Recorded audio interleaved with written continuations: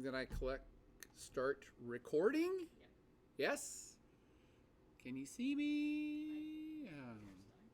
Nobody, nobody can see me. Or does it immediately start with a commercial on Twitch? I never know how it works. Anyway, I think we're live. So, if someone in ye old chat room could give me a shout out to let me know that you can see and hear me. By the way, did you even get the class email? It might not have gone out. I never followed up. It seems like Sunday gets wonky for Moodle, and I don't know if it was ever sent. I'm sorry. Well, is there anybody in the chat room is the question. I don't know. Can you look? I got it. Okay. You did get the email or didn't get the email? No, I just closed everything. Okay. Yeah, we can see if people are responding. Oh, okay. Some people are responding. Hey, I'll be right back. Yeah, I totally forgot to check and see if the class email went through because sometimes it just wonks out on me. And I did not get it, so we did not send out a class email. Crap. Okay, I'm trying to get it. Oh, wait a minute. No. Oh, no, it did. It did like a half hour late. Okay. Cool. So somebody got an email. Cool. All right. So I see a couple of people in the Hizzle here, right? Let's see. Brad Jones, 4019, back in the Hizzle saying, hey, Professor Boyer, I can see and hear you. Wolverine Lover is back. Wolverine Lover Zero and her sister. Well, welcome, sis. Our cover C with a Velociraptor head always means we're coming through loud and clear. We got a first-time chatter from Spligot 2005 saying offshore was fire. What's offshore? Offshore? What's that mean? Spligot? I don't know what offshore is. Exquisite Warrior is back in the Hizzle saying, I was in the middle of watching the second International Organization video. Well, stop watching that and just watch this, right? I'm joking. You should go back to doing your studies instead of just hanging out with me. I mean, I'd like you to hang out with me, and hopefully you learn some stuff when you hang out with me. And other people, including Mount Luby, are saying off-sourced or outsourced. Spligot meant outsourced. Got you. Offshore. Outsourced and offshore. Well, I guess it's 6 of one and half dozen the other. If you're offshore, then you might be in a place that's outsourcing something back into America. Good guess, Mount Luby and Elliot C. Thanks for stopping back in, Elliot C. Spligot now is saying whoops. And apparently they all did mean outsource. Rex76 plays back in the house. Welcome back, Rex. All right, so we got that sorted out. Offshore and outsourced. Thanks. Off and out, in and out, whichever. I'm glad you liked the movie. It's kind of old, but still topical. Many of the films that I am using this semester would seemingly be dated because they're 10, 15, or 20 years old, but if the shoe fits and the lesson is still applicable to today's world, then I keep using it. And indeed, for outsourced, this lesson is all about how international corporations move their businesses around to maximize profits. So they move lots of American businesses to lesser developed countries, and it's just not America. Japan does it. China doesn't do it quite so much yet. But most European countries do it. So a lot of places, because it's expensive to have businesses in really rich countries, because really rich countries have laws you have to follow and environmental standards and wage standards. So you have to pay people a really good wage and maybe give them benefits. So it's more expensive to have businesses in fully developed countries, which is why so many businesses move their business to lesser developed countries. That's what the outsourced major theme was, and that is still applicable in today's world. But I'm sorry, I've now gotten distracted myself on the film of the week. I'm glad you liked it. Spligot, great screen name, by the way. But I have been remiss. I haven't launched this officially. Hello, friends, extended family, and former students, that would be alumni, and anybody out there on Twitch land who's tuning into this. I am John Boyer, Professor Boyer. If you want to call me Professor, just Boyer's fine too. Professor Boyer coming at you for another rousing rendition of Online Live Office Hours for World Regional Geography, aka World Regions, here at Virginia Tech, home of the Fighting Hokies. But what a heartbreaker that was last night. How many of you all went to the game, and did you spill any tears in your many beers by the last minute of the game? Looks like it's a tough season ahead for us. It's already been a tough season, but we're all out there rooting for the home team.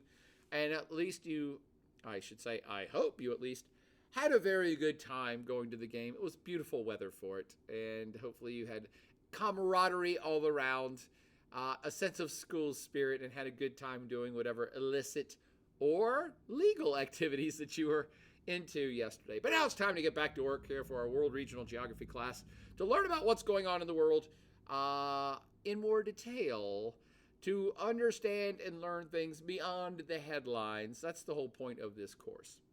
So, as always, I default to the chat room. What would you like to chat about? Did you have any questions about the course or its materials? Do you have any concerns about the course and or its materials, or concerns about what's going on planet Earth?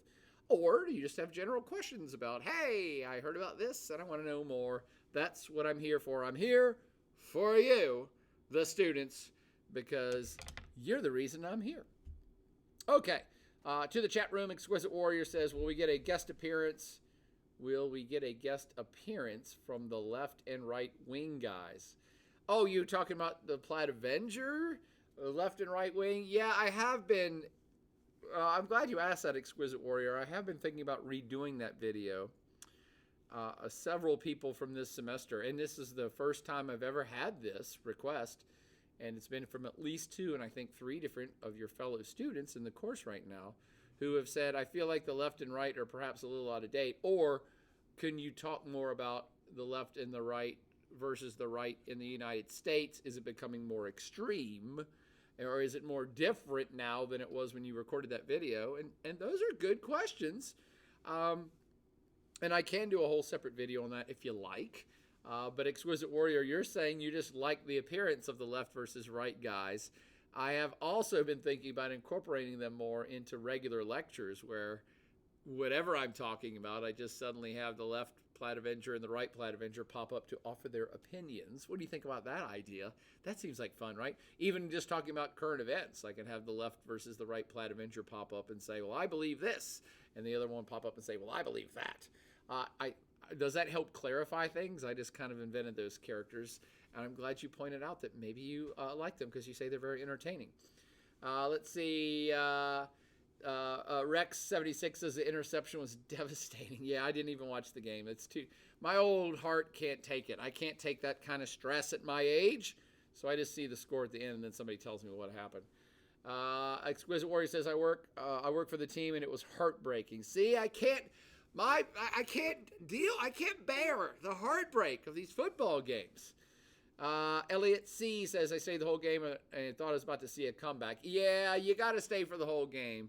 If you ever go to a game, you got to stay to the bitter end, because you never know what will happen in the last second. Unfortunately, it didn't happen the way we wanted it to in the last second last night. Spliggett says, my father broke his glasses watching. Well, I'm sorry to hear about that, Spliggett. Vikram Tiwari's back in the hizzle, though. Welcome back, Vikram, who says, hello, Professor Boyer. Vikram is a alumni of Virginia Tech and an alumni of World Regional Geography. Eingus says, will we be doing Where's Waldo edition? Darn it, we forgot to launch that again. Yes, I would have launched the one that was over right by the stadium too. I can't believe I forgot that again. I'm really sorry, you all. I think that last week you brought this up, and I swore that it would happen, and I will swear once more on my life that it will happen this week. We will finally try to get that Where's Waldo happening. I'm surprised that some of you still want it. Usually it was the kind of game that people really liked for the first 2 weeks of class, and then no one ever did it again. But maybe if we launch it later in the semester, it will be even funner. So, Katie, note to self or note to me to get that up and running. Let's see. Conador 23 says, how many points should we have right now to be on track for an A in the class? Well, we're only in week 5 of 15. So that's a decent measure. Say it's week 5. It's week 5, and there are 15 weeks altogether, which means you're about 1/3 of the way through class.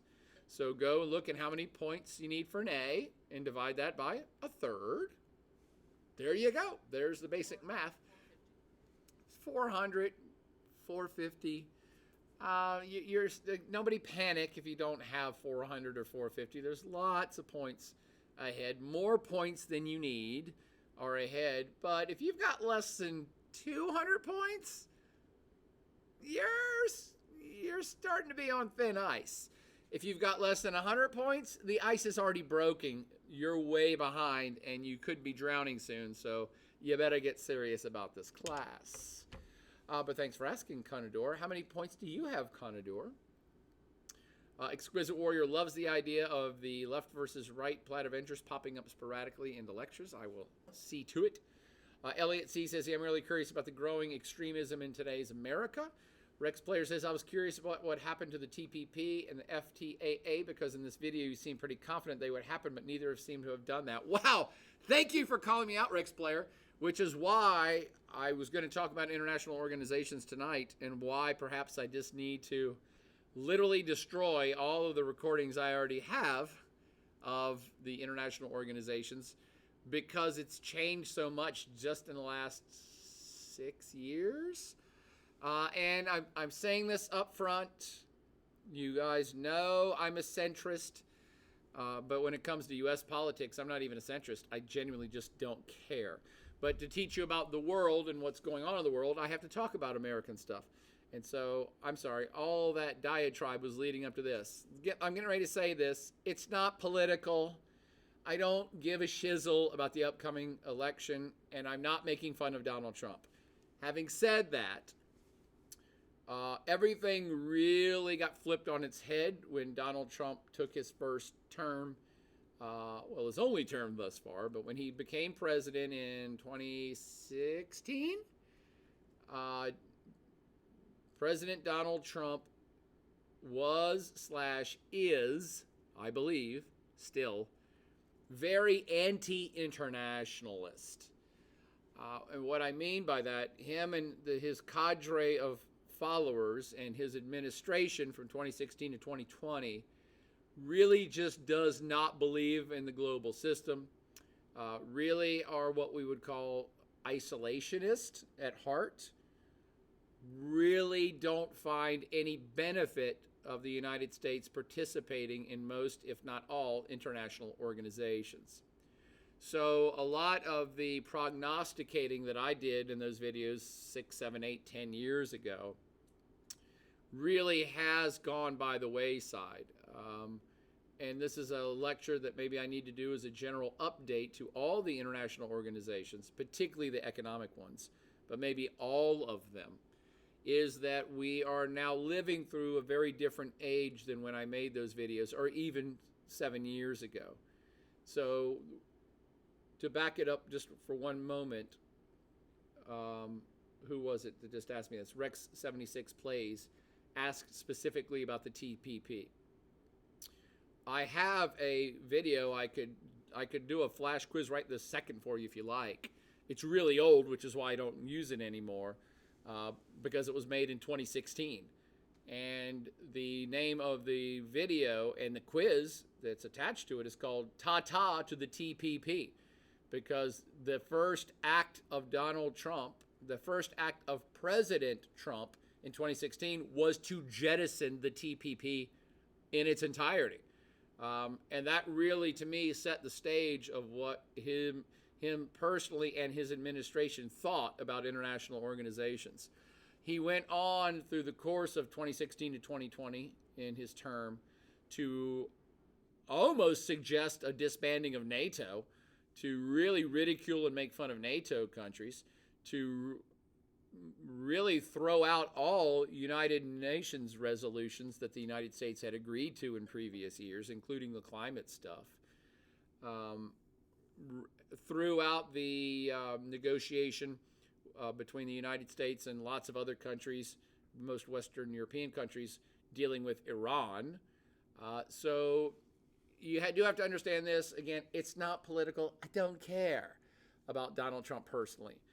But for you to understand the world, you do have to understand the seismic shift that occurred when he took office, because him and his followers truly are anti-establishment at a global scale. And that is very different than, I don't know, every single U.S. president since there's been a U.S. Now, there are other presidents in times past that retract a little bit from the global stage, and other presidents that are much more assertive and want the United States to lead on the global stage. But really, I have to say, and I think I'm pretty confident in saying this, the Trump administration is the first full-on kind of semi-isolationist attitude administration since World War II. Remember, many of the international organizations talked about in that series of lectures, almost all of them are a direct product of World War II or have come since World War II. So many, almost all of the ones, I'm trying to think, in fact, it is all of them, all the current international organizations on planet Earth, maybe there's an exception there, but all the ones I talk about for this class are post-World War II. And many of them came about because of the utter destruction and mayhem caused by World War II, where many of the sovereign states on planet Earth said, hey, we should work together more. We should get away from being isolationist. We should not put all of our individual countries first to the exclusion of the rest of the world. We should work together more in harmony to at least head off major wars, to attempt to work together in more harmony, to not have economic crashes and global depressions.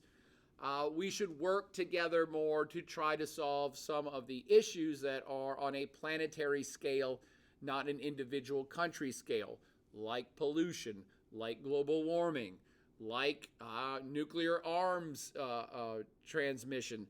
So there are global scale problems that many, if not most, countries on planet Earth since World War II have suggested and truly believed, hey, we should all work together to solve some of these things. That all changed in 2016. The United States, for most of the period from 1945 to present, the United States has been a global leader, has led the way. It certainly did lead the way for about half the world during the Cold War.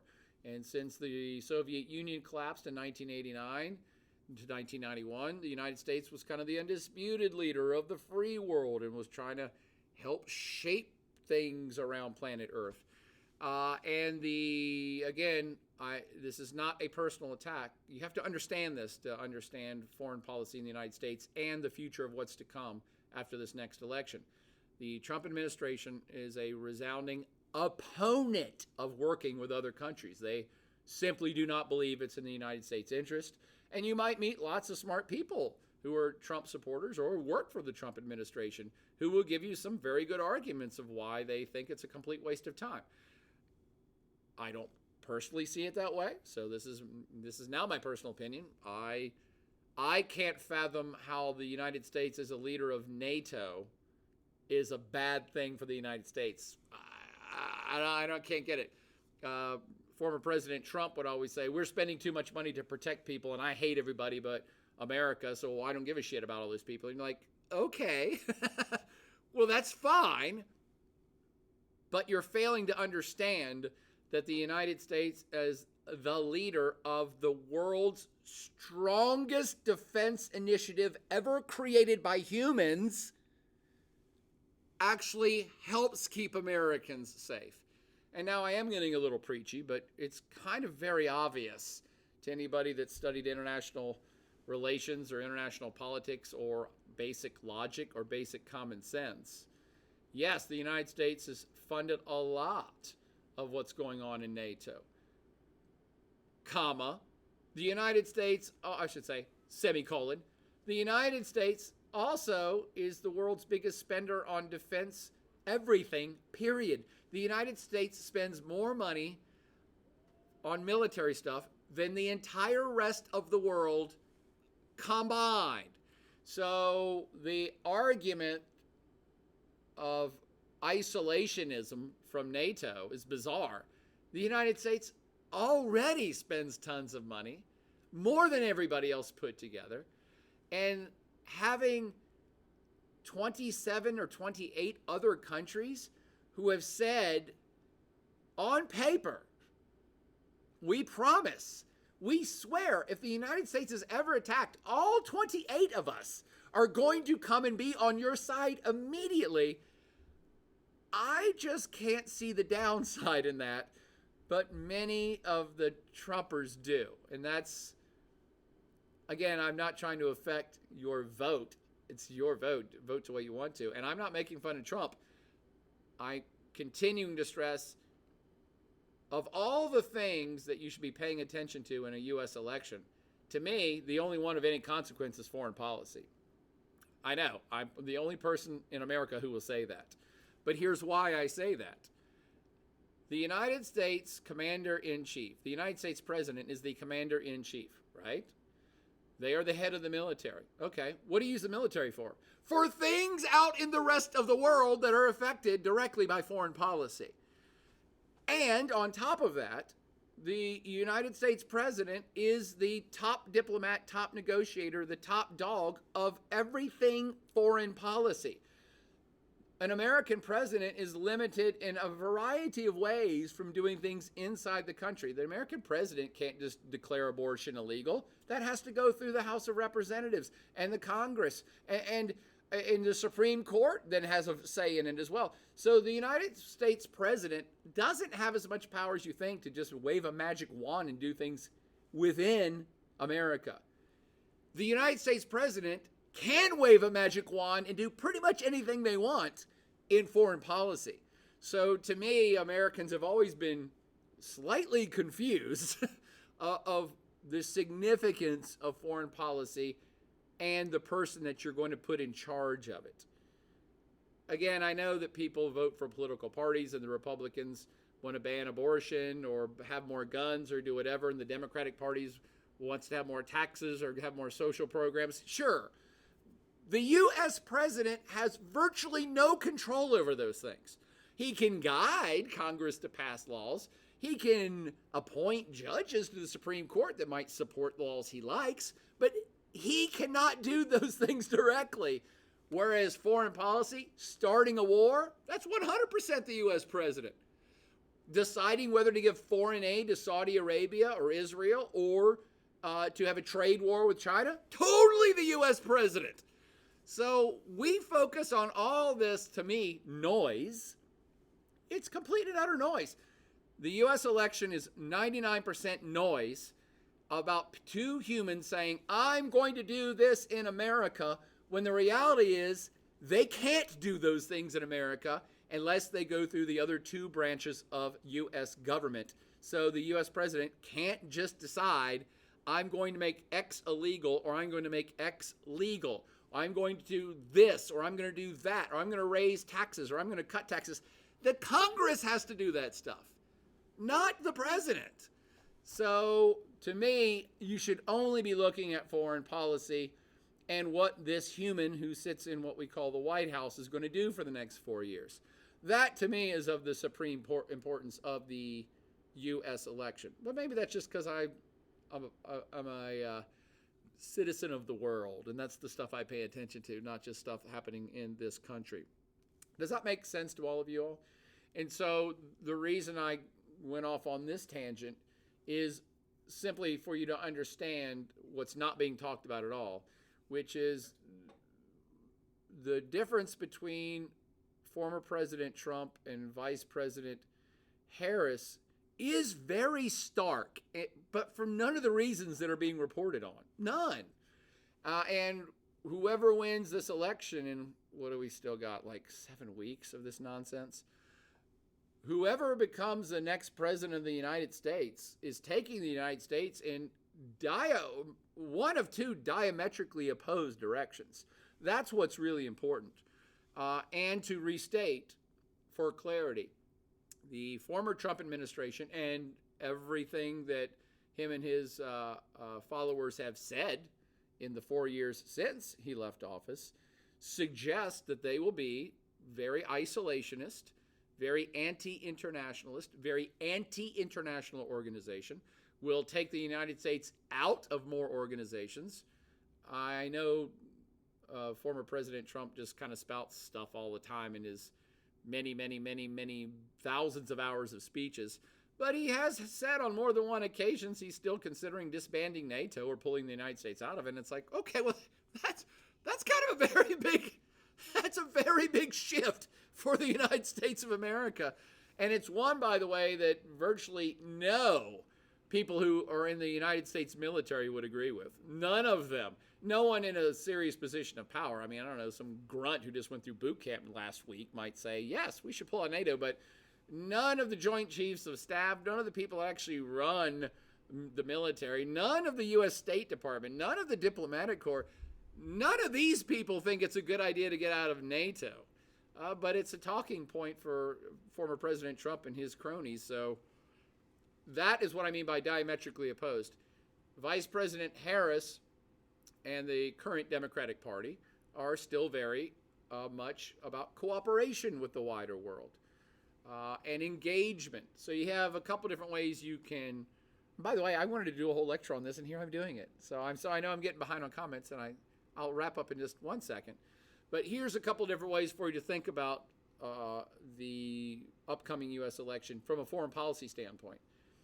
Several different terms. One of these political parties and their leader is going to become much more isolationist, while the other will be more about global engagement, right? So isolationism versus engagement. One of them wants to be America first and doesn't care much about the rest.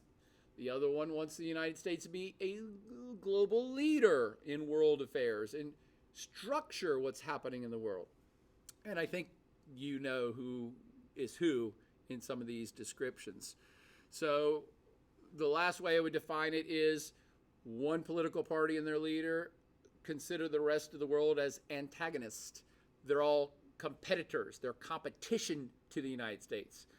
Whereas the other political parties much more about, again, working with. We're not competing, we're coordinating. So competitors versus coordination, isolationism versus engagement, anti-international organizations versus the U.S. as a leader of international organizations. That is the starkest, most black and white ways to define these two political candidates, and it's all from a foreign policy standpoint.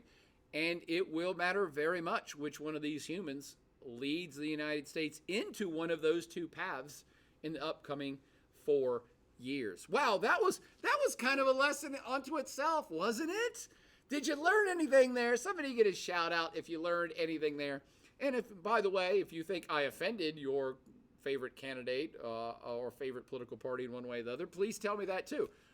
I believe that both candidates, were they listening to this podcast right now, would agree with everything I just said. I think Donald Trump would totally agree. He would say, yes, I don't care about the rest of the world. America first. It's kind of this base platform. Again, I'm not being political. I'm not sure I understand why being America first means you can't have any friends. That's the only confusing part for me. You can still focus on America, but have a whole bunch of allies that also help you focus on America. But it makes for good press to the American population, who by and large are completely and or utterly clueless about foreign affairs and foreign policy, and that's fine. Okay, but I've gotten way behind on the concept, and I'm sorry, in the chat room, but I got off on this tangent because of a great question that that I've now got to pan up for to find out from Rex Players. Rex76 Plays, who asked about the TPP. Donald Trump killed it. Go look it up. It literally was his first act as president, 2016. He said, I don't want to work together with anybody. That doesn't benefit. Having trade pacts with other countries and working together and having common sets of rules, that doesn't help America. We don't care. Most economists would disagree with that. I'm not an economist, but I've listened to many of them who are like, no, it actually helps the United States, but okay, all right. That's what the Republicans believe right now. That's cool. The FTAA fell apart for similar reasons, but it was already kind of just on the fringe. The FTAA really, for it to work, would take leaders of at least 5 major countries within the Western Hemisphere to all be on the same page, and that alignment still just hasn't happened. And who I'm talking about here is for the FTAA to actually be embraced and work as a giant trade bloc, you have to have the United States leader, Canada, Mexico, Brazil, Argentina. It wouldn't hurt to have Chile on there.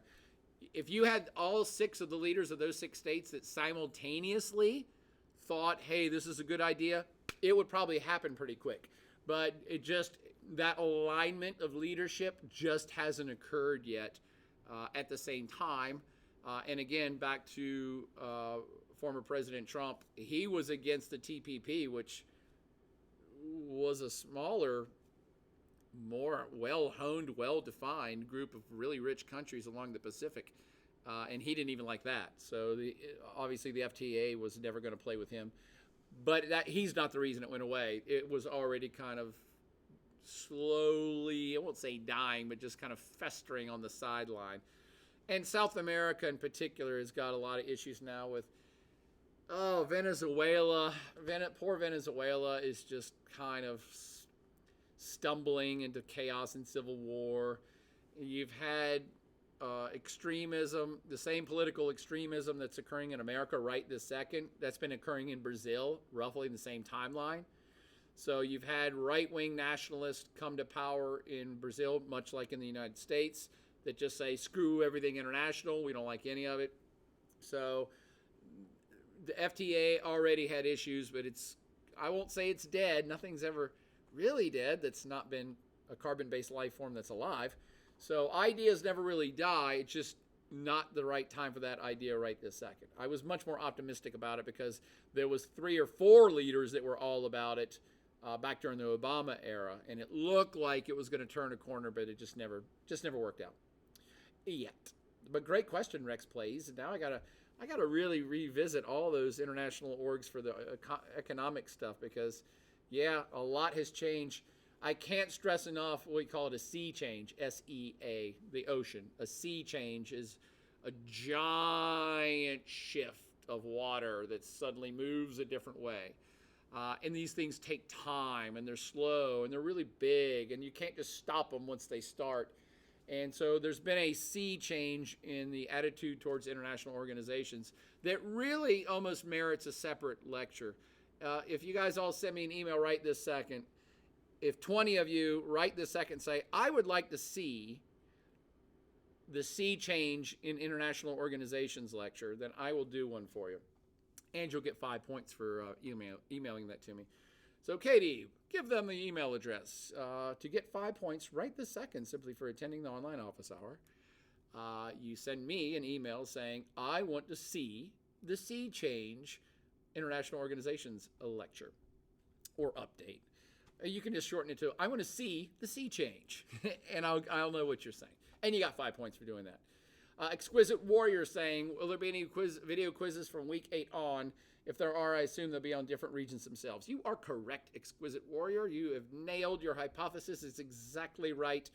I haven't posted the regional lectures that will be happening after week 8 because less than half the class has even done the survey to pick what regions you want to talk about. So I assume all the students who are here in online office hours probably have already done the survey.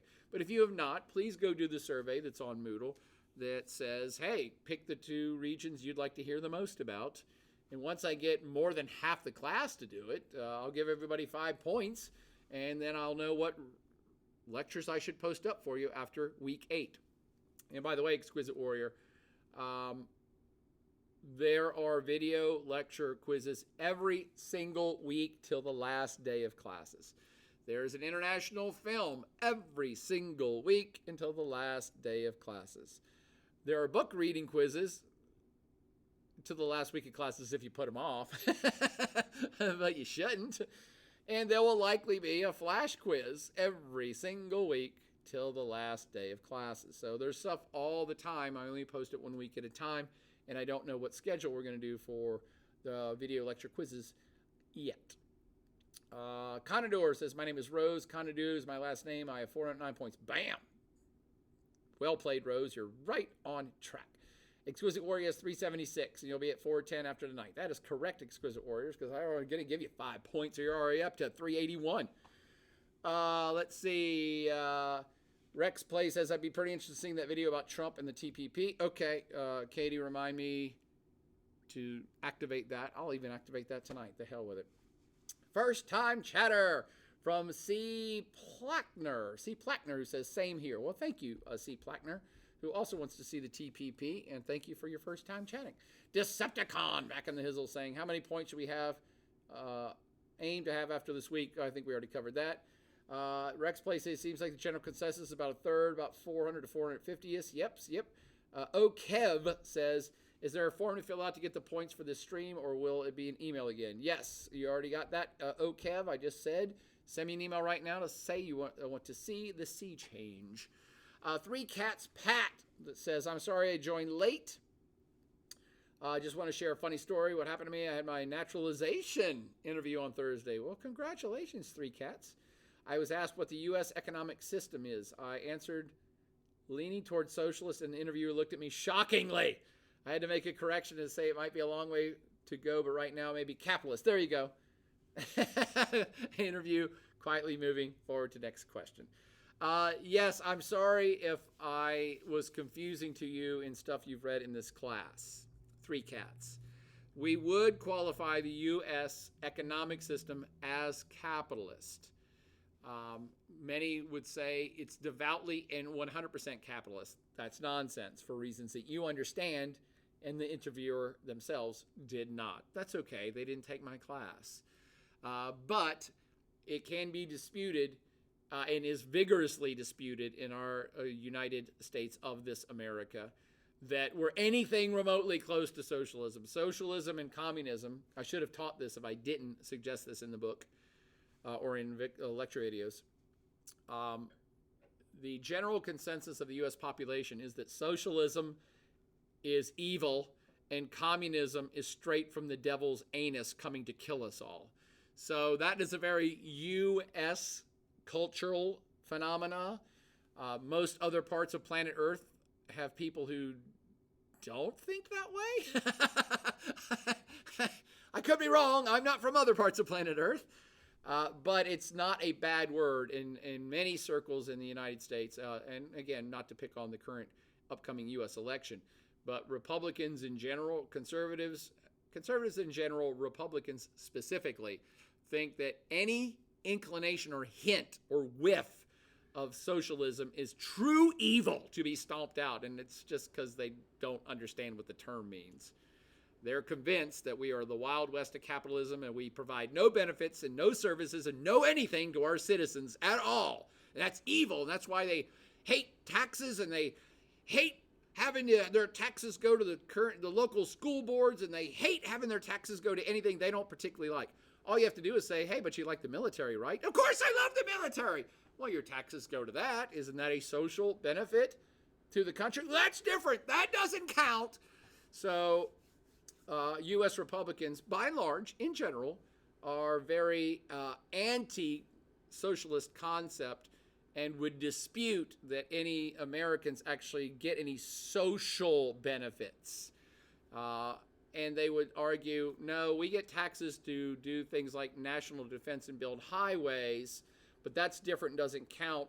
The Republicans are very much against any social benefits to individual humans. Does that make sense? So many Republicans would be anti-welfare or anti-unemployment insurance, or anything that appears that individuals are going to get money really upsets them, because that's a social benefit, and that's socialization, and that's communism, and they're just taking my money and giving it to poor people, and that really upsets Republicans. But that's a very simplified way to look at things, obviously, and you have a much more nuanced approach to this stuff already. And it's like, well, but your taxes also go to these other things, and all of these things are social benefits to all of the peoples, even though Americans fight voraciously about where their tax dollars should go and what social benefits should be given to different people. To help you, maybe you already know this, but to help you then understand the other side of the aisle, in America, the Democratic Party is seen as much more wanting to use taxes for social programs, for education, for unemployment insurance. So that's one of the main kind of differences between the political parties in the United States, from left to right, is that all of them want their tax dollars to go to things, but they argue voraciously about what things their tax dollars should go towards. And the Republican Party, for hell, since World War II, has said, no, national defense is an awesome social benefit that we all like, but given welfare to poor people, we disagree with. And the Democrats on the other side of the aisle would say, hey, but we need to pick up and raise up our poorest and lowest citizens, so giving social benefits to individuals is good. And giving trillions and trillions of dollars to the military, that seems like a bit much. Again, these are not my personal opinions. I'm just helping you understand the spectrum of U.S. political thought. So given that, Republicans despise the word socialism and really hate communism, and would often, and you're seeing it in this election cycle, say the Democratic Party of the United States are all socialist. Kamala Harris just wants to give all the money away to the poor people and defund the police or whatever. That's all rhetoric at a certain level. It's not particularly factual, but it also overlooks the nuances of all of these things are social benefits, and Americans get a lot of social benefits. It's up to individual political people to decide where those benefits go and the ones that they particularly like themselves. That help make sense? So yes, I'm sorry, Three Cats. The next time you go to any naturalization thing, the United States is capitalist. Just leave it at that. Capitalist. We're capitalist. Okay. Only Here for the Plaidcast. Welcome back, Only Here for the Plaidcast. Who says, regarding Ukraine, how much internal political pressure is the Kursk incursion placing on Putin? Even with Russia's limitations, I'm kind of gobsmacked that he hasn't moved mountains to retake that area after a month and a half. I agree. Only Here for the Plaidcast. It doesn't. How do I say this with my limited knowledge of the topic and of Vladimir Putin's brain? But it's very. I'm at a loss because it's such a personal pride. This whole war is Vladimir Putin's personal pride. I mean, he may even agree with that at some level. I mean, he's saying, oh, there's a risk. Oh, Ukraine was going to join NATO. See, we're back to NATO. Oh, Ukraine was going to join NATO, so we had to preemptively go kill them all, so they didn't join NATO. We had to attack Ukraine to keep ourselves safe.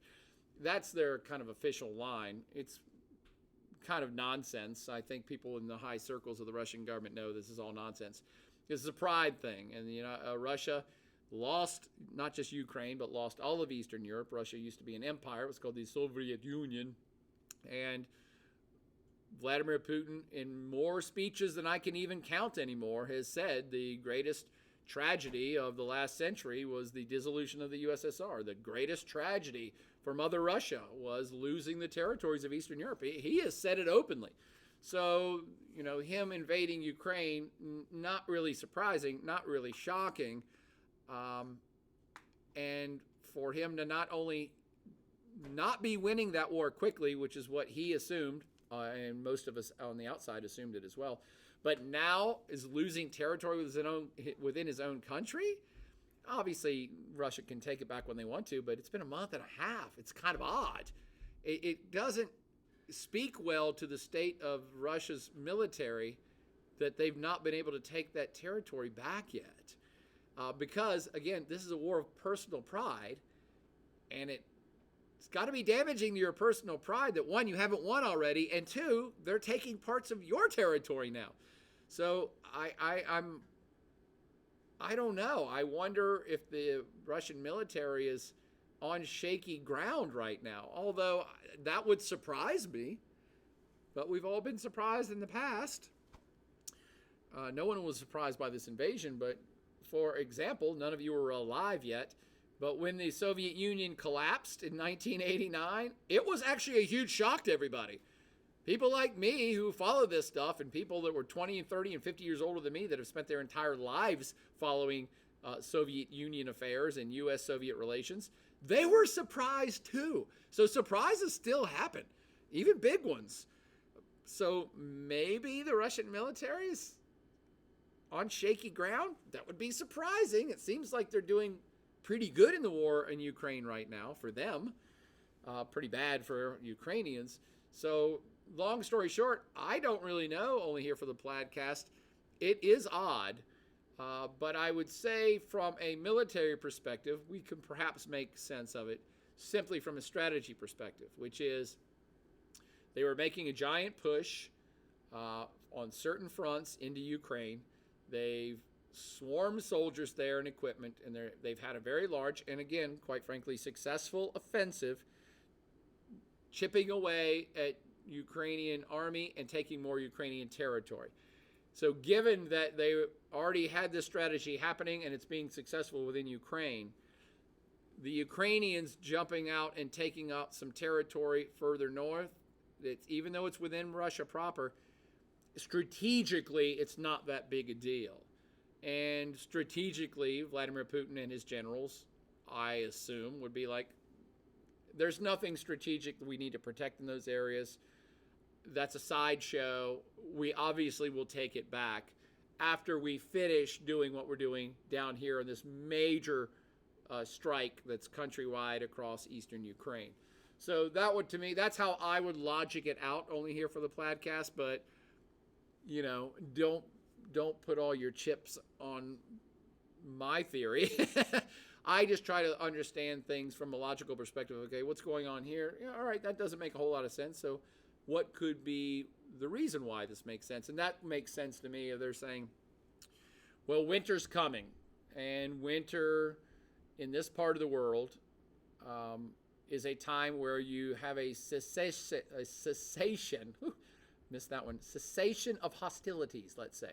Meaning that when winter comes in Russia, you stop fighting because it's not fun. It's usually counterproductive, and not a lot happens. It just gets too cold, the weather gets too miserable, and you can't make any major actions with battle tanks when you're knee-deep in 5-foot mud. So, again, typically in all of Mother Russia, but even Central Asia, Afghanistan, the United States was involved in the Afghan war for 20 years, almost 20 years, I guess. And even the U.S., it's like, no, it's wintertime. We're not doing anything wintertime. Now, why am I bringing this up strategically? Because, again, the Russians are probably saying, hey, look, we're having a successful hard push down within Ukraine. We're successfully taking territories, and we're going to keep pushing because hostilities are going to slow down or cease for winter, and winter's coming soon. Wasn't that an old famous quote from a TV show? Winter's coming. And when winter comes in Russia, you sit tight on the property you got until spring.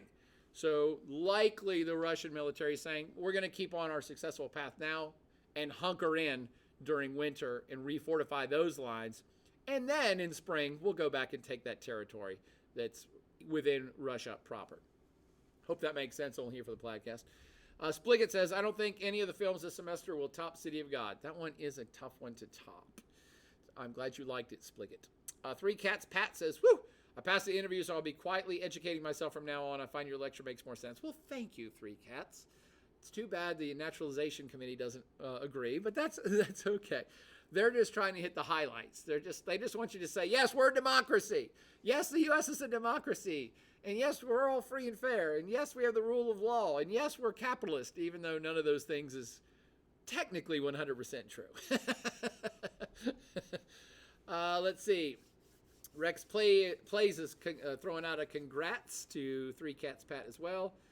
Winter is Coming is from Game of Thrones. There you go. That's the one. I couldn't remember because I never watched it anyway, but I saw enough memes about it that I kind of knew what it was all about. But I see we're almost out of time again, and I was going to talk about some other stories going on in the world, particularly because you're into lectures on the international organizations of planet Earth. So let's just look at some headlines that I might bring into a separate flash quiz this week too, depending on if you're interested in them. So obviously, this is just world headlines from right this second. You've probably heard a ton about Israel and Hezbollah, which is turning into a full-fledged war. Woo! What a mess that's turning into. Hey, what's going on, Antoine? How you feeling, man? I'm doing all right. You doing okay? All right. Did you lose any feeling, any functionality? No, it turned out really good. Okay. I went in there to again check on the tendons and then Yeah. see if there's any infection in there. They gave me some antibiotics, gave me a tetanus shot and everything. All right, man. Thanks for hitting me up. You hit me up anytime you need some help with anything, brother. All right, sir. You have a good rest of your night. You too. Okay, so let's talk about world headlines and the we just had office hours a week ago before all this mess hit, but obviously you heard about the pagers explosions and then walkie-talkie explosions and now full-fledged attacks of Israel into Lebanon, into the capital city, and oh my gosh, Lebanon, I'm not sure there's a country my heart goes out to more on planet Earth than Lebanon. This place has been in a slow state of absolute chaos and destruction for decades and decades, and now it's being pulled back into another war, and its capital is being bombed, and it already was economically collapsing. So I don't know. I just feel for Lebanon. Anyway, I didn't mean to get on a sidetrack there, but obviously a lot's going on. The Israeli war against the Gaza Strip after the horrific attacks a year ago of Hamas. That war has been still ramping up, not slowing down. Israel has also started to attack and target individuals in the West Bank, another of what we call occupied territories that's separate from the Gaza Strip. And now a third front is now being opened up with Hezbollah, and Hezbollah are an anti-Israeli group that lives in Lebanon. So on all three sides of Israel are now the Israeli military is engaged in a military campaign. I don't know what it takes to be called an all-out war anymore. It seems like all-out war to me. And the outside world is watching with great horror and trepidation, and the United States in particular was really trying to get Israel to sign any sort of ceasefire or semi-peace agreement before the upcoming U.S. election. That seems not only unlikely but impossible because the war is now starting to spin out of control. The United States and others are very much worried that Iran is going to get involved. It already is because Iran supports Hezbollah. But I just realized I'm now spouting into deep understanding of international politics, and I should not do that. We have not done a lecture on Hamas, Hezbollah, the West Bank, Gaza Strip, the occupied territories, Iran using proxies like Hezbollah. So that's a whole other thing, and I'm sorry that maybe it's already confusing to you, but that's the thing that's been making the most headlines, except for, of course, the U.S. election, which makes all the headlines. I thought that a couple other stories that I wanted to point out of significance are related to international organizations, and here's one of them. The international organization called the United Nations is having its giant world leader gathering this week. So as you're starting to learn about world international organizations, the biggest one of them all is actually happening in New York City. And this headline from the AP is really great. World leaders are gathering in New York for the UN General Assembly, and the outlook is gloomy. Forecast? gloom. Things seem to be spiraling out of control in various parts of planet Earth.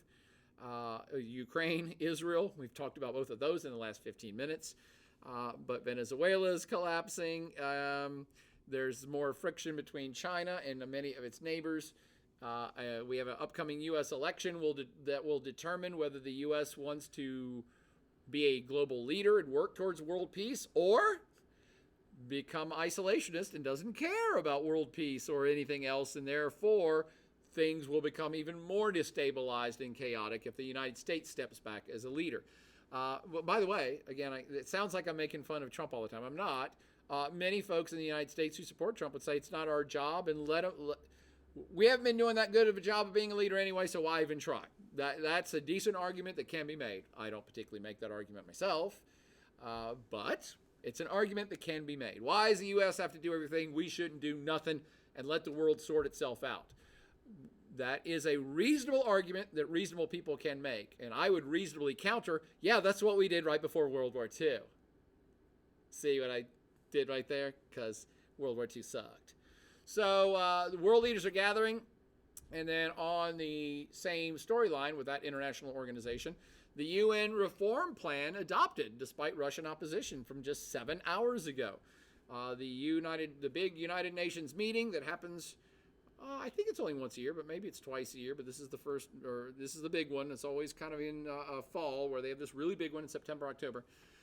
And they started it 2 days early to get world leaders together to create something called a Pact for the Future, aimed at addressing the sweeping challenges of the 21st century.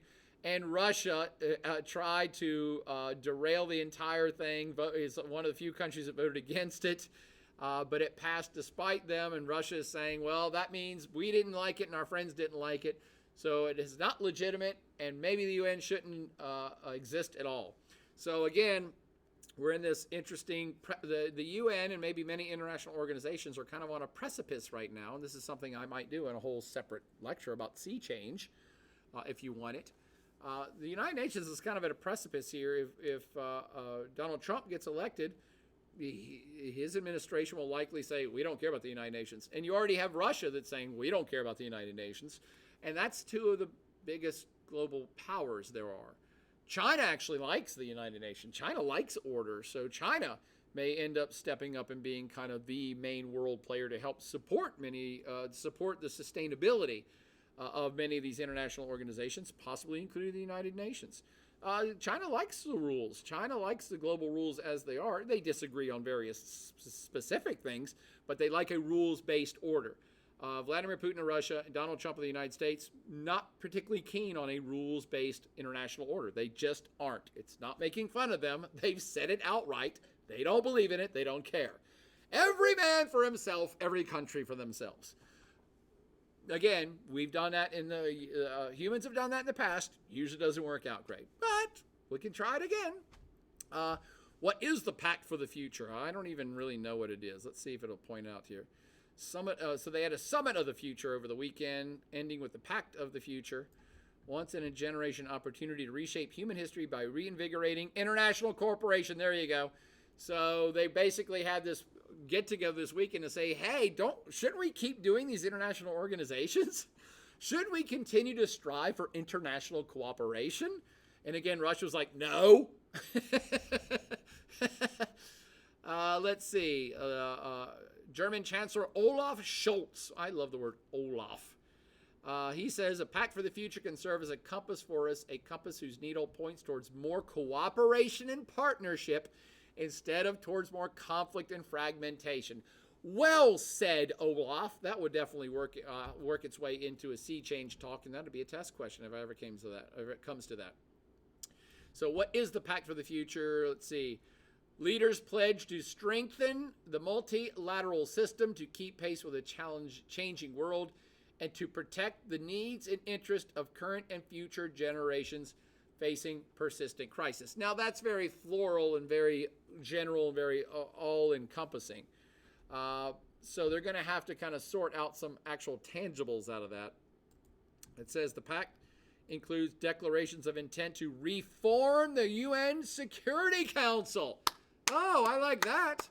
and calls for an adjustment of the international finance system in favor of the so-called global south. Also calls for renewed efforts to combat climate change, promote disarmament, and guide the development of AI. Okay, well, this sounds fun. But again, these look like very generalized goals, nothing specific. And even if it was specific, remember, the United Nations is a non-binding charter. There's no international law that says, hey, Russia broke the rules by invading Ukraine, so all of us are going to punish Russia. There is no law that is punishable. It's guidelines that all the countries agree to abide by, which is why Russia's like, we don't care about them. We're not paying attention to the rules anyway. So why are we going to get a shakedown and made to feel guilty when we go to these damn things? We just don't care anyway. Here we go. After the pact was adopted, Russia's deputy ambassador on X called it unbalanced and a huge blow to the organization as a whole. Now, I will interpret that for you, my friends. Anyone from Russia is saying this is a huge blow to the United Nations as a whole.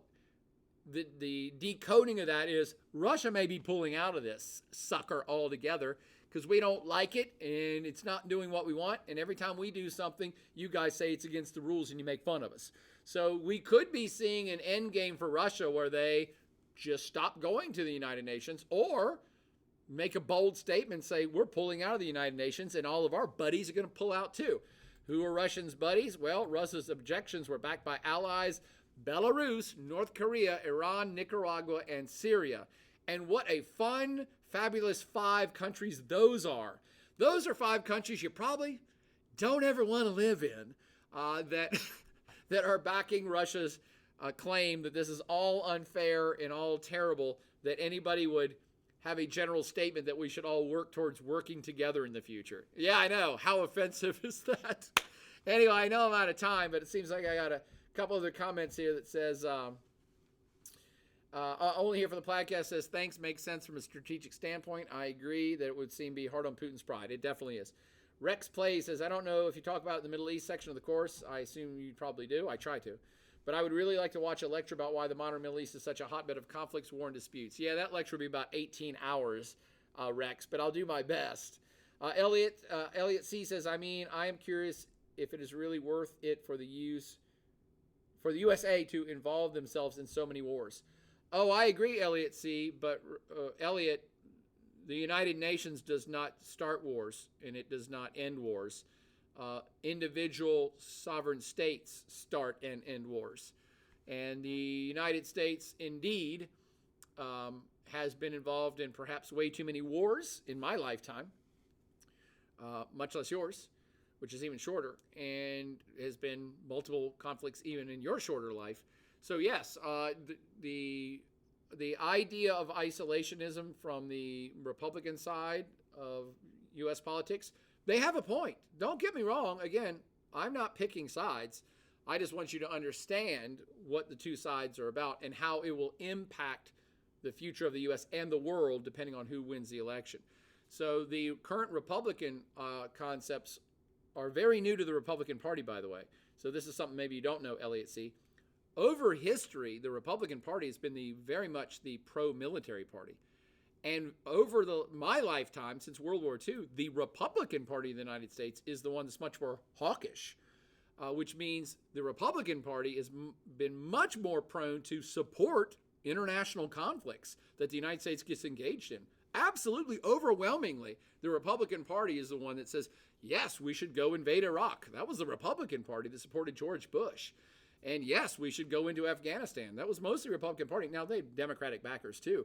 But what's really weird about today's world that maybe you don't know because of your youth and innocence, and that's a good thing, is that the other thing that the Trump phenomena has changed is that very core concept of the old Republican Party. The old Republican Party was very much about strength in leadership on the global stage, including military projections of military strength abroad. Very Republican thing. And if you had to get into wars, you're going to win them and win them big. That's a very Republican thing in the past. The new Trump era has been more like, no, we shouldn't get involved in these foreign wars at all. America first. Let's spend all the money at home. That is another sea change. That is a very big change for the Republican Party that many people are still grappling with, trying to figure out. And suddenly the Democratic Party, which over the history of my life, and certainly since World War II, it's the Democratic Party of the United States has been much more dovish and much more against war. Remember, we think of the Democrats as more liberal and more hippie and peace and love and anti-war, and they classically have been. But now everything has kind of gotten mixed up in today's world, or at least on new paths, that the Republican Party is becoming much more conservative when it comes to international engagement, and the Democratic Party has been much more engaged in saying, no, we should get involved over here because they have a horrible human rights record, or we should go liberate these people. So being as old as I am, to see this kind of big shift happen in my lifetime, it's kind of interesting and odd. But hopefully that helps you make sense of things, Elliot C. And yes, we can very much debate whether the United States as an individual sovereign state should have been involved in so many wars, but that's U.S. foreign policy dictated by the United States, not by any international organization. RDS VT says, would recommend All the Shah's Men for people interested in U.S. foreign policy, including the Middle East. Oh, I've never heard of that. All the Shah's Men. Is that a book or a film, Ard? RDS? It's a book. Cool. Then I will check that out myself. Just a couple other things that I know we're out of time, but I was going to say I was going to do a flash quiz about this week, and that is something called the Quad. So over the weekend, President Biden hosted the Quad right here in the United States in his hometown in Wilmington, Delaware. And just to wrap this up, since we're out of time, I'll do a whole podcast about this if you like. As we exit the office hour, let me know if you want to hear about the Quad. And what the Quad is 4 countries. It is the United States, and here they all here meeting at a party room somewhere in Wilmington. The United States, Australia, India, and Japan. The leaders are all in Delaware. They might have gone home by now, or maybe they're all hanging out to go up to the United Nations. I bet they are. I bet they're all hanging out to go up to the United Nations meeting that starts tomorrow in New York. And so the Quad is a rapidly evolving organization that's got a very big promise. And I mean that because while I've just been talking about how the Republican Party and former President Trump specifically is kind of anti-international organization, I think even President Trump, former President Trump, if he wins, will likely keep this. And because it's not really economic, it's a little bit of everything, but these 4 countries, 4 pretty powerful countries in the Indo-Pacific, militarily powerful democracies that have very friendly relations with the United States, if not warming relations with the United States. India classically has not been a huge U.S. ally, but it seems like it's leaning that way all of a sudden. And why would it be that? Because it sees lots of problems with rising China, and China's pushing out from its borders to control more territory in the oceans around it. And I'm going to end on this because I find it great fascination that this is from the White House page, by the way. I don't know if you can see what I have highlighted here. We are also announcing today that the U.S. Coast Guard, Japan Coast Guard, Australian Border Force, and Indian Coast Guard plan to launch a first ever Quad at Sea ship observer mission in 2025. Sorry, these are the things that get me excited. This is a new international organization. It's only been around for a decade, but only seriously been around for like 4 years. And it is evolving fast, my friends. Fast enough. I think you guys need to learn about this. I think I need to do a lecture about this, and you can have a flash quiz about this. So the TPP might have gone away. It was mostly an economic thing, and you'll learn about that in the flash quiz. The Quad thing is seemingly much more a possible military thing. Now, it's starting out as Coast Guardy, but it really is to counter a much more expansive and aggressive China foreign policy on the open oceans. And it might be pulling these democracies together in what China itself called an Asian NATO last year. I was like, oh, that's really good. An Asian NATO. Bam, mic drop. China's dropping that. So China says, hey, this is offensive to us. We are seeing you guys forming a military alliance that's surrounding China. And by the way, we got a map behind us there. There's Japan. Australia's down here. India's over here. So China can make the argument, hey, this looks like you're surrounding us with friendly countries that have powerful militaries. And you're going to start doing joint exercises. This seems like what you did to the Soviet Union back during the Cold War, and we don't like it. This looks like an Asian NATO forming up around us. And I'm like, oh, I got to admit, that's kind of cool. Now, again, I'm not making fun of China. Maybe they should feel threatened. But China is being fairly aggressive in its foreign policy, so that's why for every move a country makes, there is a counter move by the opposing side. That's just international politics. And the Quad is something to watch. And if you want me to, I'll do a lecture about that. Maybe I'll even do it live and then record it so that people can't come to the live lecture can also watch it, the recorded version, and we'll have a flash quiz on it. So what do you all think about that? Who wants to see that? Thank you all for tuning in. You can always email me other comments, other questions, other news stories you'd like to learn about during this semester, because remember, this is your class. I'm simply the guy talking in front of the room or in front of the camera, as it were, at the moment. But you're the one that decides the fate of this class and what you want to learn about. So let me know what's up, and I hope you enjoyed this Sunday Night Live online office hours, where we covered a variety of topics, perhaps a little bit too much on U.S. politics, but that is a hot button issue for all of you since the elections are coming up soon, and I can talk more about it if you like. But you got to ask for it. You got to ask, or you don't get. That's the way life works.